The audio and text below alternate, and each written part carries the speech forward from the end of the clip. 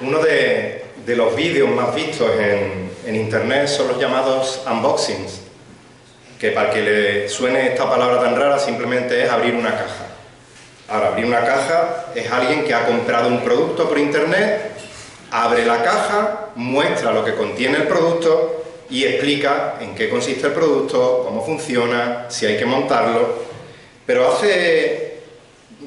no hace ni una semana me llamaron la atención una serie de unboxing que eran muy curiosos, porque eran personas que se dedicaban a comprar videoconsolas de entre 400 y 800 euros por un precio muchísimo, pero muchísimo más bajo, quizá el 70% de descuento, incluso el 80%, a páginas asiáticas que muchos de nosotros conocemos y de cuyo nombre no puedo hacer publicidad.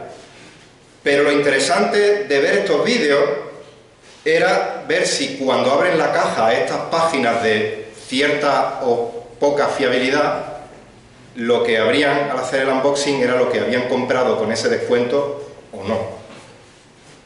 En uno de los casos, uno de los compradores sí tuvo suerte y se ahorró un dineral en una videoconsola de 300 y pico de euros. Otro de los casos, la caja era la de la videoconsola, sacó la videoconsola, cuando fue a enchufarla no se encendía porque solo era el plástico, la carcasa de la videoconsola, pero dentro estaba vacía.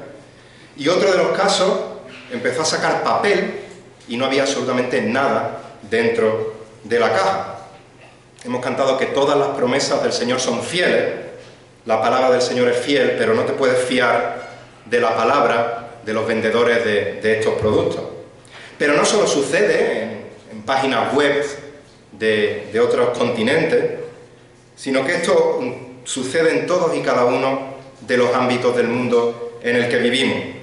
Desde nuestra propia familia, desde nuestra propia persona, hasta el gobierno, todo el mundo está afectado por el pecado, un pecado donde se rechaza la verdad de Dios y donde la mentira se está normalizando en nuestra sociedad.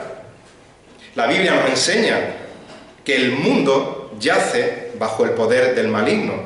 El mundo yace bajo el poder de Satanás, primera de Juan 5:19. Y una de las características del maligno, nos dice la palabra de Dios, que es mentiroso y es padre de mentira, como nos dice el Evangelio de Juan en el capítulo 8, versículo 44.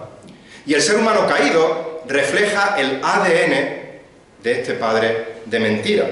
Hasta el punto, como vimos hace ya mucho tiempo en Romanos capítulo 1, versículo 25, que cambiaron la verdad de Dios por la mentira. De manera que tristemente en este mundo es muy difícil confiar en la integridad de la palabra de las personas. Es muy difícil confiar en una persona que sea íntegra en su palabra. A lo largo de la carta de Santiago, nos estamos acercando al final, ya nos queda poco para concluirla. Hemos estado viendo jueves tras jueves diferentes características en las que Santiago nos muestra la genuinidad de la fe o no, y nos manda a examinarnos a nosotros mismos para ver si nuestra fe es o no genuina. Y entre todas las evidencias que hemos visto desde que empezamos la carta de Santiago, otra de las evidencias de una fe genuina es que los hijos de Dios se caracterizan por la integridad de su palabra. A lo largo del capítulo 3 se nos ha exhortado en el peligro del mal uso de la lengua. En el versículo 14 del capítulo 3 se nos ha dicho: no mintáis contra la verdad. Y ahora que está finalizando su epístola, Santiago vuelve a retomar el tema de la lengua, vuelve a retomar el tema de no mentir con nuestras palabras, porque es algo de suma importancia. Y os invito a que vayamos a Santiago capítulo 5 y leeremos el versículo 12. Santiago capítulo 5, versículo 12.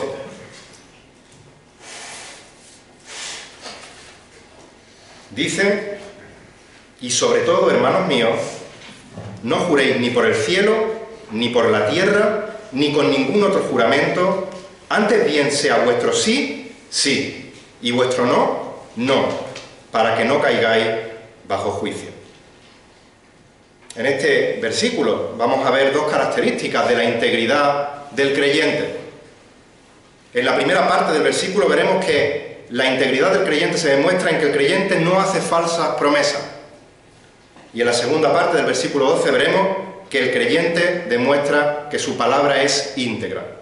no hace falsas promesas y su palabra es íntegra. Y el versículo comienza diciendo, y sobre todo, pero sobre todo, dice la Reina Valera. Con estas palabras lo que está haciendo Santiago es darle un carácter de trascendencia vital a lo que va a decir a continuación, reclamando la atención del oyente porque lo que va a decir es de suma importancia. Prestad atención. Y dice, y sobre todo, hermanos míos. Y si hemos estado atentos a lo largo del estudio de la carta de Santiago, de las 14 veces creo que se menciona la palabra hermano, esta es la número 13, siempre que Santiago se dirige a sus hermanos como hermanos, pastoralmente, amorosamente, cariñosamente, es también para anestesiar un poco, preparar el camino de una exhortación fuerte que va a venir a continuación. Pero esta vez no solo le dice hermanos, sino que dice hermanos míos. Santiago se dirige a sus hermanos como un igual. Él era un líder de la iglesia, pero no está hablando con la autoridad que le da la palabra de Dios, pero está hablando como un hermano más. ¿Por qué? Porque el pecado de jurar en falso y de no cumplir no es algo exclusivo de los no creyentes, sino que es un pecado en el que podemos caer cualquiera de los creyentes. De ahí la importancia de la exhortación: no juréis ni por el cielo, ni por la tierra, ni por ningún otro juramento. Ahora la pregunta es, ¿prohíbe la palabra de Dios jurar, según lo que estamos leyendo? ¿Prohíbe todo tipo de juramento? ¿Los creyentes no podemos jurar? Porque vivimos en un mundo en el que hay situaciones oficiales, por llamarlas de alguna manera, en las que se nos demanda jurar. Por ejemplo, los militares cuando juran bandera, un estudiante de medicina cuando hace el juramento hipocrático. Si vamos a declarar ante un juez, tenemos que jurar ante un tribunal. ¿Prohíbe la palabra de Dios este tipo de juramento? Y la respuesta es no. No prohíbe que juremos. Para entender la exhortación que está haciendo Santiago diciendo no juréis ni por el cielo, ni por la tierra, ni por ningún otro juramento, tenemos que acudir al contexto de la carta en el que está escribiendo Santiago.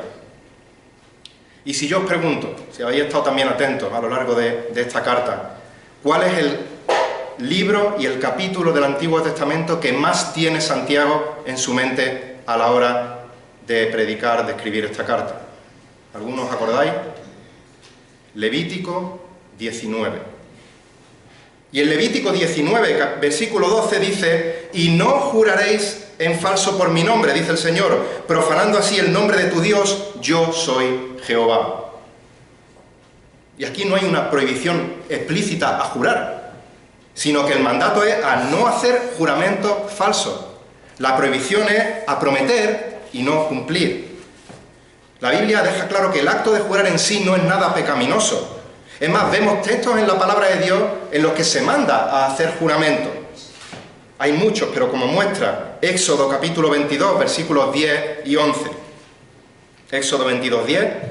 Si alguno da a su vecino un asno, un buey, una oveja o cualquier otro animal para ser guardado y muere o sufre daño o es robado, sin que nadie lo vea, los dos harán juramento delante del Señor de que no metieron la mano en la propiedad del vecino, y el dueño lo aceptará y el otro no hará restitución. Están mandados a jurar. Deuteronomio 10:20. Temerás al Señor tu Dios, le servirás, te allegarás a Él y solo en su nombre jurarás. Dios mismo jura en la palabra de Dios. Números 14:21. Pero ciertamente vivo yo. Esto es un juramento. Vivo yo, que toda la tierra será llena de la gloria del Señor. Deuteronomio 4:31. Pues el Señor tu Dios es compasivo, no te abandonará, ni te destruirá, ni olvidará el pacto que Él juró a tus padres. Deuteronomio 7, versículo 8. Mas porque el Señor os amó y guardó el juramento que hizo a vuestros padres, el Señor os sacó con mano fuerte y os redimió de casa de servidumbre, de la mano de Faraón, el rey de Egipto. En el Nuevo Testamento, el apóstol Pablo jura para dar credibilidad a sus palabras. Dice 2 de Corintios 1:23, mas yo invoco a Dios por testigo, ahí está el juramento, que por consideración a vosotros no he vuelto a Corinto. Nuestro Señor Jesucristo juró respondió bajo juramento del sumo sacerdote. Mateo 26, 63 y 64. Dice, mas Jesús callaba al principio. El sumo sacerdote le dijo, te conjuro, que traducido a nuestro lenguaje actual podría ser, ¿juras decir la verdad, toda la verdad y nada más que la verdad? Te conjuro por el Dios viviente que nos digas si tú eres el Cristo, el Hijo de Dios. Y bajo ese juramento, él dice, Jesús le dijo, tú mismo lo has dicho. Responde bajo juramento. El problema no está en el juramento. El problema está en nuestro pecado, que nos hace jurar y no cumplir. Que nos hace prometer y no cumplir. Y esto sí lo denuncia la palabra de Dios. Éxodo 20, versículo 7. No tomarás el nombre del Señor tu Dios en vano, porque el Señor no tendrá por inocente al que tome su nombre en vano. Jeremías 5:2. Pues aunque digan, vive el Señor, recordáis, vivo yo, aunque digan, vive el Señor, de cierto juran falsamente. Oseas 4:2. Solo hay perjurio, mentira, asesinato, robo, adulterio, emplean violencia y homicidio. Malaquías 3:5. Y me acercaré a vosotros para el juicio y seré un testigo veloz contra los hechiceros, contra los adúlteros, contra los que juran en falso. Las advertencias en cuanto a jurar y no cumplir son severas en la palabra de Dios y nos deberían atemblar con el mero hecho de que se pase por nuestra mente el decir una mentira por nuestros labios. Volviendo al contexto de Santiago. En aquella época, en el pueblo judío, los juramentos eran algo muy común. En ocasiones los juramentos eran el equivalente a lo que sería hoy firmar un contrato, pero también juraban en multitud de ocasiones y por cientos de motivos con cientos de juramentos. Y dice que el que hizo la ley, hizo la trampa. De manera que el Señor Jesús dice en Mateo 23, versículos 16 al 22 lo siguiente. Mateo 23, 16. Ay de vosotros, guías ciegos, que decís, no es nada que alguno jure por el templo, pero el que jura por el oro del templo contrae obligación. Insensatos y ciegos, porque ¿qué es más importante, el oro o el templo que santificó el oro? Si dicen, también decir, no es nada que alguno jure por el altar, pero el que jura por la ofrenda o el altar, pero el que jura por la ofrenda que está sobre él, contrae obligación. Ese juramento sí hay que cumplirlo, el otro no. Y le responde ciegos. Porque ¿qué es más importante, la ofrenda o el altar que santifica la ofrenda? Por eso el que jura por el altar, jura por él y por todo lo que está sobre él. Y el que jura por el templo, jura por él y por el que en él habita. Y el que jura por el cielo, jura por el trono de Dios y por el que está sentado en él. Como cometer perjurio por Dios era algo gravísimo, los judíos inventaron un sistema de juramentos en los que había juramentos obligatorios y juramentos que no eran obligatorios. Que, como hemos leído, podías jurar, no era necesario, no había que cumplirlo. Por eso Santiago dice a sus lectores, no os equivoquéis. No juréis ni por el cielo, ni por la tierra, ni con ningún otro juramento. Y Santiago lo único que está haciendo es repetir la enseñanza del Señor Jesucristo en el Sermón del Monte. Mateo 5, 33 al 37, dice el Señor Jesús. También habéis oído que se dijo a los antepasados, no jurarás falsamente, sino que cumplirás tus juramentos al Señor. Pero yo os digo, no juréis de ninguna manera, ni por el cielo, porque es el trono de Dios, ni por la tierra, porque es el estrado de sus pies, ni por Jerusalén, porque es la ciudad del gran rey, ni jurarás por tu cabeza, porque no puedes hacer blanco o negro ni un solo de tus cabellos. Antes bien, sea vuestro hablar sí, sí, o no, no. Y lo que es más de esto, procede mal. Las enseñanzas de Santiago, de Jesús, son muy claras. No hay excusa alguna para jurar y no cumplir. No hay excusa ninguna para prometer y no cumplir lo prometido. Sean juramentos obligatorios, sean juramentos no obligatorios. Si no lo vas a cumplir, no jures. Si no lo vas a cumplir, no prometas. No juréis por el cielo. No pongas a Dios, como dice Escarlata O'Hara en Lo que el viento se llevó, a Dios pongo por testigo. Y luego no lo cumplan. No juréis por la tierra. Hemos escuchado muchas veces, te lo juro por mi madre, te lo juro por mi hijo, por mis seres difuntos, por decirlo de alguna manera finamente. La palabra de Dios también prohíbe que jures así si no lo vas a cumplir. Ni por ningún otro juramento. Ya hemos visto algunos ejemplos. Jurar bandera, jurar en un tribunal, jurar por tu salud, por tu trabajo, por lo que tú quieras. Si no lo vas a cumplir, no prometas, no jures, no mientas en ninguna situación. Y si lo vas a cumplir, no tendría que hacerte falta jurar. No tendrías que justificarlo o apoyarlo con algo más que la integridad de tu palabra. Y eso nos lleva al segundo punto. Dos características de la integridad del creyente. El creyente no hace falsas promesas y la palabra del creyente es íntegra. Sigue diciendo el versículo 12, antes bien. Con estas palabras Santiago lo que está es contrastando la exhortación negativa que acabas de hacer, no juréis, con una exhortación positiva que va a hacer a continuación. Antes bien, que vuestro sí sea sí, vuestro no sea no. Ya lo hemos leído, que Santiago no inventa nada nuevo. Jesús lo dijo en el Sermón del Monte, Mateo 5:37. Antes bien, vuestro hablar sea sí, sí, o no, no, y lo que es de más de esto procede del mal. Los creyentes no solo no debemos jurar falsamente, no solo no debemos de mentir, sino que además nuestro sí tiene que ser sí, nuestro no tiene que ser no. Y esto no solo implica que digamos la verdad, sino que fijaros la sencillez. Sí, sí. No, no. Tenemos que decir la verdad de una manera clara, sin ser ambiguos para no dar lugar a que nuestras palabras sean interpretadas según nos convenga la situación. Sin ser confusos para no dar lugar a que nuestras palabras puedan ser malinterpretadas por otros. Nuestro testimonio honesto y claro debe ser suficiente para que confíen en nuestra palabra sin necesidad de jurar o de prometer lo que estamos diciendo. Dice Efesios 4:25, por lo cual, desechando la mentira, hablad verdad, cada uno con su prójimo, porque somos miembros los unos de los otros. Dios nos manda a ser íntegros en nuestra palabra, a hablar la verdad en todo momento, que nuestro sí sea sí y nuestro no sea no. Y como siempre, nuestro ejemplo supremo, perfecto, de conducta es nuestro bendito Señor y Salvador Jesucristo.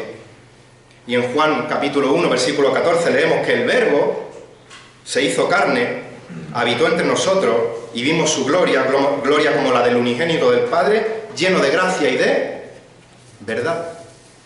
Nuestro Señor es el ejemplo supremo de verdad. Él mismo dijo de sí mismo en Juan 14:6, yo soy el camino y la verdad y la vida. Nadie viene al Padre sino por mí. El apóstol Pedro, citando a Isaías 53:9, dice en Primera de Pedro 2:21 y 22, Primera de Pedro 2:21, porque para este propósito habéis sido llamados, pues también Cristo sufrió por vosotros, importante, dejando ejemplo para que sigáis sus pisadas, el cual no cometió pecado, un ejemplo a seguir, el cual ni engaño alguno se halló en su boca. El Señor Jesús nos ha dado ejemplo por su vida para que sigamos sus pisadas. Y una de las pisadas que tenemos que seguir es que no se halle engaño en nuestra boca, que nuestro sí sea sí y nuestro no sea no. ¿Para qué? Termina diciendo el versículo 12, no juréis para que no caigáis bajo juicio. Dice la Reina Valera, para que no caigáis en condenación. Ahora bien, recordemos que Santiago le está escribiendo a sus hermanos en la fe. Por tanto, este juicio, esta condenación, podría referirse tanto a juicio terrenal, por las autoridades que Dios ha dispuesto, como ejemplo de cometer perjurio en un tribunal. También podría hacer referencia a la disciplina que Dios hace con su Hijo, porque al que ama disciplina. E incluso también, como hemos visto en otras ocasiones, podría referirse, como vimos en 2 Corintios 5, a el tribunal de Cristo, el juicio del creyente en el tribunal de Cristo, un juicio que no es para condenación, pero sí es para, en función de nuestras obras aquí en la tierra, recibir o perder recompensa en la eternidad. Y podríamos estar pensando, yo, ¿cómo voy a jurar por Dios en vano? ¿Cómo voy a poner a Dios por testigo en algo que es mentira? Pero tenemos que estar alertas, y me predico a mí mismo el primero, y examinarnos primeramente a nosotros mismos, porque el pecado es sutil, el pecado es engañoso, y tal vez no sale a la luz de manera descarada, perjurando, sin tapujos, pero a veces no somos honestos y disfrazamos nuestro pecado de piedad, y mentimos, cambiándole de nombre al pecado, en vez de llamar a las cosas por su nombre. Santiago ha advertido a lo largo de la carta, y insiste porque es algo muy serio, del pecado de la murmuración, del pecado de hablar mal de otro, del pecado de difamar al hermano. Pero en lugar de arrepentirnos cuando somos confrontados por la predicación de la palabra o por la exhortación de un hermano o de una hermana, decimos piadosamente que es una crítica constructiva, o que no estoy chismoseando de alguien, sino que lo estoy contando para que ores por él, que ha hecho tal y tal y tal, y ha dicho tal y tal y tal, pero es para que ores por él. O que todo vale para el bienestar de la Iglesia, o que no es para tanto si lo comparamos con lo que ha hecho este otro y este otro. Y tratamos de darle la vuelta a la tortilla para apuntar al otro. Y como nos recordaba nuestro hermano Juan Carmona, cuando apuntamos con un dedo, el domingo pasado nos decía, otros tres nos están mirando a nosotros. Hace algún tiempo una hermana me hablaba de una situación con otro hermano que veía que estaba cometiendo cierto pecado, y ella me decía, cualquiera se acerca a decirle que lo que está haciendo no es correcto. Pero olvidamos que uno de los medios de gracia que Dios nos ha dado para nuestra santificación, para nuestro crecimiento espiritual y para nuestra santificación progresiva, valga la redundancia, uno de los medios de gracia que Dios nos ha dado es la Iglesia. Uno de los medios de gracia que Dios nos ha dado para nuestra santificación, para nuestra corrección, es la comunión de los santos. Luchamos para preservar la unidad de la Iglesia, amén. Pero la exhortación es también uno de los medios que Dios usa para preservar la unidad de su Iglesia. Mis queridos hermanos, los creyentes no solo debemos ser íntegros en nuestra forma de hablar, no solo debemos ser conocidos por cumplir con lo que prometemos, sino que también tenemos que ser humildes y dóciles cuando un hermano nos confronta con nuestro pecado. Y no poner excusas, y no ponernos a la defensiva, sino al revés, darle las gracias a ese hermano, a esa hermana, por amarnos tanto que se arriesga a que nos enfademos con él o con ella y decirnos, lo que estás haciendo no es correcto. Esto no es labor solo de los ancianos de la Iglesia. Esto es labor de todos los miembros de la Iglesia. Y cuando un creyente genuino es confrontado con la realidad de que no está siendo honesto al hablar, de que no está siendo íntegro con sus palabras, de que está mintiendo, de que está murmurando, de que está difamando, que está calumniando o que está cometiendo cualquier otro pecado, va a demostrar la genuinidad de su fe en un verdadero arrepentimiento, abandonando su conducta deshonesta. Porque un creyente verdadero no puede ser un engañador, un creyente verdadero no puede ser un mentiroso. Si Dios te ha salvado, ha regenerado tu corazón. Si has confesado a Jesucristo como Señor y Salvador de tu vida, esto se va a demostrar externamente en un continuo crecimiento en santidad. De forma que cada vez vas a ir desechando más y más el engaño y cada vez vas a ir hablando más y más la verdad.